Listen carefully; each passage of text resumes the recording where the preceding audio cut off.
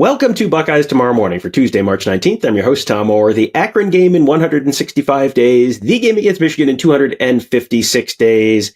Ohio State has a new basketball coach. We talked all about that on yesterday's show. News became official on Monday. So there you go, press conference. You want to hear Jake Diebler's thoughts on getting the head coaching job with Ohio State basketball.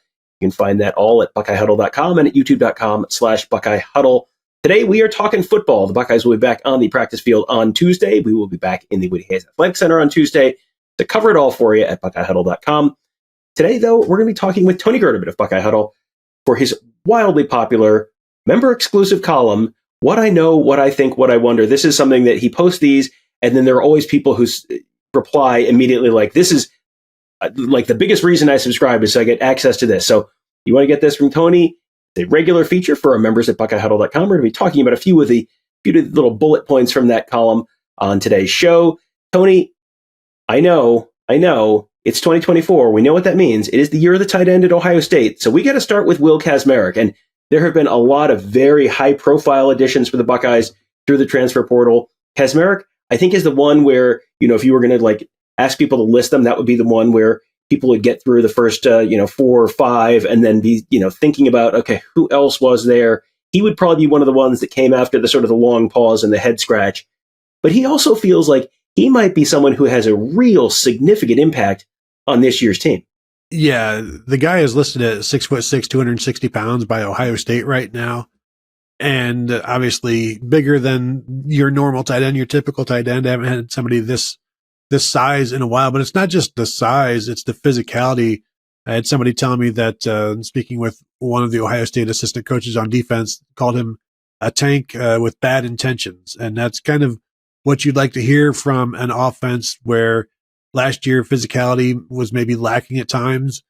This year you have, you lose Cade Stover, but you have somebody like, G. Scott we know about. Will Kacmarek can come in and be that running game tight end if you want. He's had over 20 catches or more in each of his 2 seasons at Ohio University.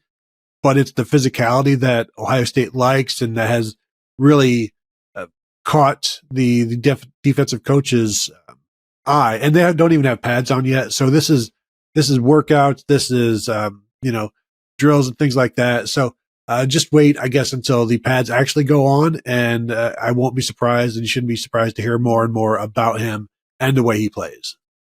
Yeah, he feels like this is not the one that the guy that's necessarily going to get the profile on College game day, but he might be the guy who makes that one block that makes the big play. You go back through Ohio State history, Braxton Miller on the 4th down play against Michigan State in the 2013 Big Ten championship game. Boy, you needed one block and you didn't get it. And that was the difference between playing for a national championship and not. And, he could be the guy who makes that kind of play that, like the Evan Spencer block there. You got 2 guys on the Ezekiel 85-yard run against Alabama.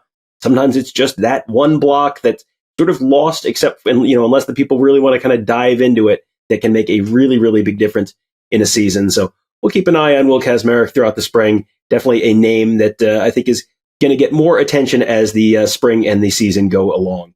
Next up, we're going to talk about the center battle. And Ohio State has 2 guys who I think some people view as, but kind of guys, where, Carson Hinzman, he played last season. He was a redshirt freshman starter for Ohio State. But the end of the season. And Seth McLaughlin, who was a multi-year starter at Alabama, obviously, Nick Saban does not play crappy football players. And, so Seth McLaughlin, a multi-year starter there, you kind of know what you're getting there. And then he still is a but kind of player for a lot of people. So, when you look at those 2 guys, Tony, I think you were writing about the fact that there are, some encouraging signs in both of them. McLaughlin in particular was super intriguing to me because of a team that was going after him in the portal that never goes after anyone in the portal. Yeah, Clemson was interested in bringing him in, and Dabo Swinney famously does not use the portal. Has used it just twice, once to bring back quarterback Hunter Johnson, I believe, who was a 5-star kid that transferred out of Clemson, went to Northwestern for a year or 2, and then came back. And then the quarterback that they brought in a year or 2 ago was the great-grandson of Bear Bryant, which Dabo played at Alabama, and so he has that connection. So the 2 guys that he's brought in the portal both had connections, basically. This was just a need for a player, a very good player. And so it's interesting to me that Dabo was willing to go back on that and to go after this player, Seth McLaughlin. But also, the Carson Hinsman thing, the response that the coaches have talked about with him reminds me of the Corey Lindsley situation, who was, I believe, part of the 2009 class, redshirted, did not play in 10, and didn't play much as a backup guard in 10 and 11. And yet he basically goes through this off season of, just reforming himself, reforging himself, and is the surprise starter at center for Ohio State for 2 years under Urban Meyer. When Urban was getting there, you figure he is going to run some people out of here. And Corey Lindsley was one of those guys that decided to change his mind about everything and really bought in. And Carson Hinsman, after getting benched for the bowl game, the Cotton Bowl against Missouri, you thought, well, maybe he might not be too happy, especially when they're bringing in a center with starting experience. But he has turned that thing around, and I won't say bought in, because he started 12 games for Ohio State last year as a center, as a redshirt freshman. But he has taken the happenstance, the situation positively and progressed. And so that competition, I think, will be good for obviously both of them, but for the team as well. And as we keep saying on every show we do, Tom, the situation on the offensive line is so much better now than it was a year ago. And having a competition like this is a good problem to have. Yeah, exactly. There were times last year where it was, well, do they have anyone who can play fill in the blank position? And this year you're looking at the center position and thinking, yeah, they've got two guys who could play there. That definitely qualifies as a good problem to have.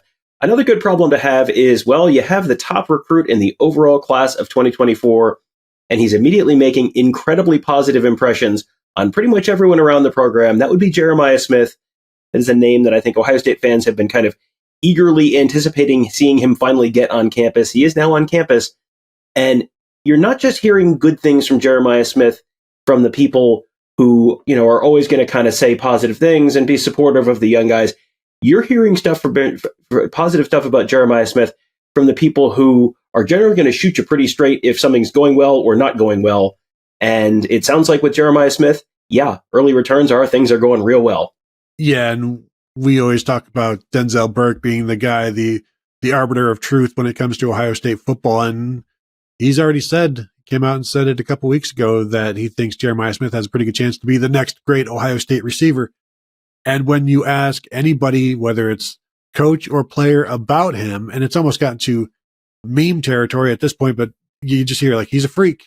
He does everything well. And so you try to be cautious, but if nobody else is going to be cautious, then you start to buy in. Now, there are still only so many throws, only so many passes for the Ohio State receivers. But when everybody you talk to, and it's, some of it is, you sift through all of the coach speak or the player speak where everybody's good, everybody's just trying their best. When players are like, no, he is a freak, this is different. When they tell you things are different, you have to kind of start to believe them. So yeah, I think everybody's excited to see more and more of him. But we've got no indication that from anybody, hey, calm down. That's not happened. Now, I think we should, just because that's safer for everybody. Let's go the speed limit here. But everybody else is just, kind of gassing you up when you ask about him. Yeah, and that's exactly, and that's sometimes you get people who get, hyped up, and it's like, okay, maybe. When it's so consistent, it's like, okay, at some point this really means something. And we have had people on our board talk about at BuckeyeHuddle.com talking about, is this the greatest player in decades? Is this the greatest player in, 40 years? And it's like, maybe let's see like one snap during a real game before we make that kind of leap. But it feels like, yeah, going to be pretty good, going to make some kind of an impact this year. And then now it's a matter of just how big of an impact is that going to be? You don't want to get too far over your skis, but people are always excited by the new shiny thing. He is definitely the new shiny thing this year. But Tony, as you wrote, there's always a new shiny thing. don't forget about last year's new shiny thing, Carnell Tate. We were hearing a lot of the same stuff from Carnell Tate last year, had a really solid freshman year, now poised to take a much bigger role, and it feels like he's getting a little bit lost in all the other talk that's going on this spring. Yeah, poor guy. What was your favorite moment of the Carnell Tate Golden Boy era? But we talked about Denzel Burke. Denzel Burke at the Cotton Bowl last year said Carnell Tate is going to be the next great Ohio State receiver. And at this point, there's no reason to doubt Denzel Burke. Emeka Egbuka has said he's been ready since he was in high school to be a starting wide receiver at Ohio State. Talked to Marvin Harrison last August when he said that Carnell Tate at that point was where Marvin was heading into his sophomore season. So basically, Carnell Tate a year ahead of Marvin Harrison. So when you have those people saying those things, that means something to me. And I think watching Carnell Tate last year as we did, you could see there are some things there, but there are, again, only so many opportunities and so many snaps. This year, Marvin Harrison is out of the picture. Julian Fleming is out of the picture. Xavier Johnson is out of the picture. This is going to be Emeka Egbuka. This is going to be Carnell Tate. Those are your top two guys. And don't forget, like, on your way, don't lose the Tate for the trees. I'm not sure exactly the way that analogy goes, but while you're going googly eye on Jeremiah Smith, don't forget to focus a little bit on Carnell Tate. Yeah, I'm sorry. I cannot pull anything clever out for you at this moment. I am very, very sorry. You should have given me a heads up. I apologize. But we'll, if you want to see more from Tony and that what I know, what I think, what I wonder column, again, very, very popular every week whenever he writes it at BuckeyeHuddle.com, exclusive to our members on the Huddle board, presented by Jeff Ruby Steakhouse. So popular, Tim May has written a theme song about it. It is one of the great Tim Mayisms. Maybe we'll sing it for you for our members on the Huddle board at BuckeyeHuddle.com at some point. But it is a fantastic feature. Really good look at some things that we know, some things that we think, some things that we wonder about with Ohio State football. It's all on the Huddle board, presented by Jeff Ruby Steakhouse at BuckeyeHuddle.com. You want to support us? You want to support the work we do?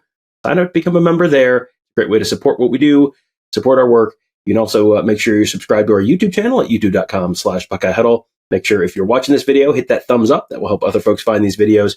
Make sure you're subscribed, hit that bell so you get notified when we do live shows. We had a breaking news live show on Sunday afternoon with the hiring of Jake Diebler. You want to make sure you're part of all of those. Hit that bell so you get notified so you can hop on as soon as we hop on. Generally, we are pretty quick on the draw in terms of getting out there in terms of a live show. So make sure you're subscribed and hit that bell, hit that thumbs up, all that and much more. And join us at BuckeyeHuddle.com. That will do it for today. Thank you guys all for joining us. Have a great day. We will talk to you tomorrow.